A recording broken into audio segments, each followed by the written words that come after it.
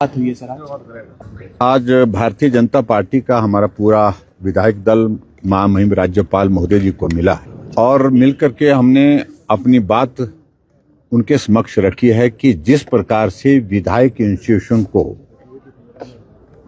पिछले 3 साल के कार्यकाल में हर दृष्टि से कमजोर किया गया और ये मैं कहूंगा एक तरह का जलील किया गया, ऐसा आज से पहले कभी देखने को नहीं मिला है। जब बजट सत्र आता है, बजट सत्र से पहले लंबे समय से हिमाचल प्रदेश में एक परंपरा रही है कि विधायकों को बुला करके अपने क्षेत्र के लिए विकास की दृष्टि से वो अपनी प्राथमिकताओं पर बात करें और वो प्राथमिकताएं तय करें और विधायक 50 जगह से आगरे आने के पश्चात जो है वो 3 स्कीम विधायक प्राथमिकता की पीडब्ल्यूडी डिपार्टमेंट में, 3 स्कीम जल शक्ति विभाग में डालने के लिए अधिकृत होते हैं।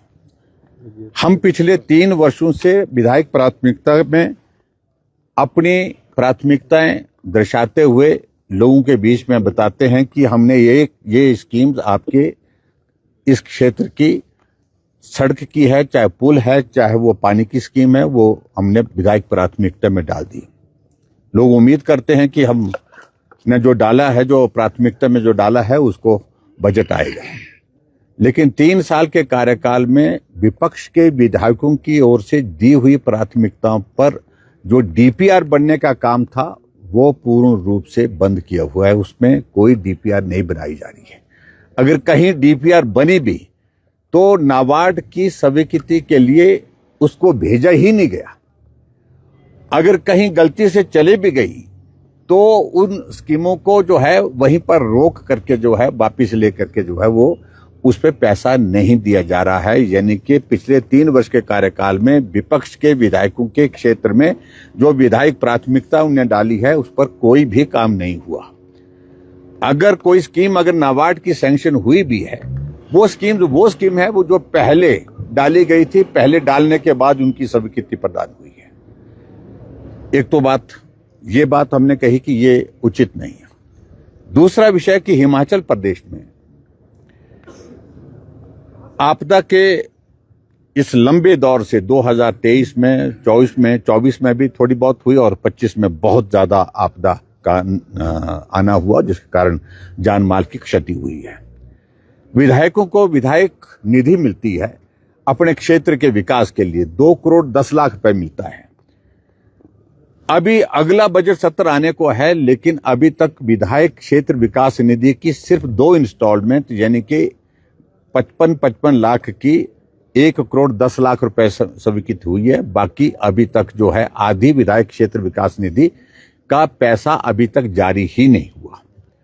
और उसमें भी दिलचस्प बात यह है कि आपदा में जहां लोगों के बीच में जाकर के हम लोगों के जो नुकसान हुए हैं उसकी भरपाई करने के लिए, उसके रेस्टोरेशन के काम के लिए वो पैसा हम खर्च करना चाहते हैं। हमने चिट्ठियां डाल दी हैं।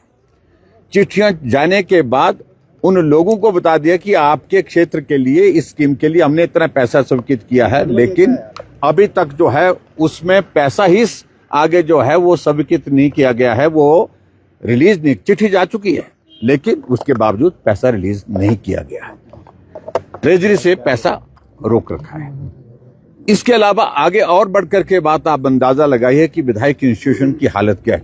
हमको ऐच्छिक निधि मिलती है। ऐच्छिक निधि मिलती है, कोई बीमार आदमी है उसको मदद करनी है, कोई गरीब आदमी है, किसी का घर जल गया, आपदा में किसी का नुकसान हो गया, उसको मदद करने के लिए उसमें प्रावधान है। उसमें भी हमने चिट्ठियां डाल दी और चिट्ठियां डालने के बाद बहुत जगह अभी तक वो पैसा जो है वो नहीं पहुंच पाए, इसलिए क्योंकि ट्रेजरी में रोक लगा दी गई है। यानी कि विधायकों का अपमान इस प्रकार से हो गया। विधायकों पर लोग भरोसा नहीं करते। हमको लोग व्हाट्सएप में चिट्ठी डाल करके, जो चिट्ठी हमने स्वीकृति की भेजी होती है उसको भेज करके हमसे पूछते हैं कि चिट्ठी तो आई, पैसा तो आए नहीं। उनको लगता है कि विधायक झूठ बोल रहे हैं। तो विधायक इंस्टीट्यूशन जो है पूरा का पूरा इस सारी चीज को लेकर के चिंतित है कि हमारी क्रेडिबिलिटी पर एक बहुत बड़ा प्रश्न खड़ा हो गया, क्योंकि हम एक चुने हुए प्रतिनिधि के नाते जो काम करना चाहते हैं उस काम को करने की स्थिति में हो नहीं पा रहे क्योंकि सरकार उसमें पैसा रिलीज नहीं कर रही है। तो आज हमने इन सारे मुद्दों को लेकर के अपनी बात कही।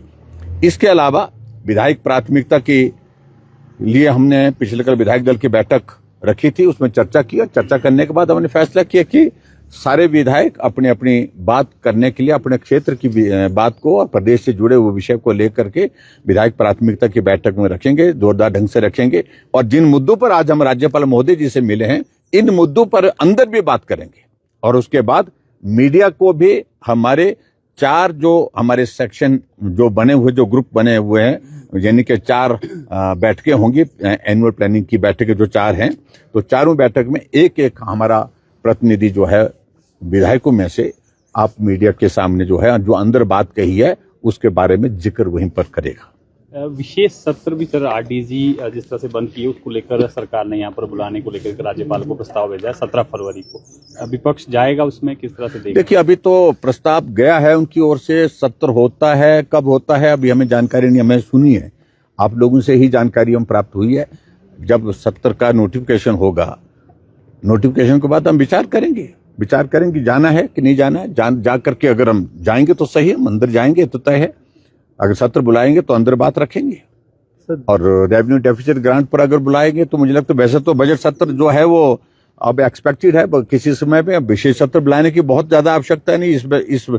इसको ही हम जो है वो बजट सत्र में भी चर्चा कर सकते हैं, लेकिन फिर भी अगर सरकार बुलाना चाहे वो बुलाएं, हम जाएंगे, अपने पक्ष रखेंगे। सर, क्या जरूरत पड़ेगी विधायक दल को गवर्नर को आज मेमोरेंडम देना पड़ गया? हम सारी बात कह चुके हैं, आपसे बात करनी हो क्या अलग से कर लेंगे।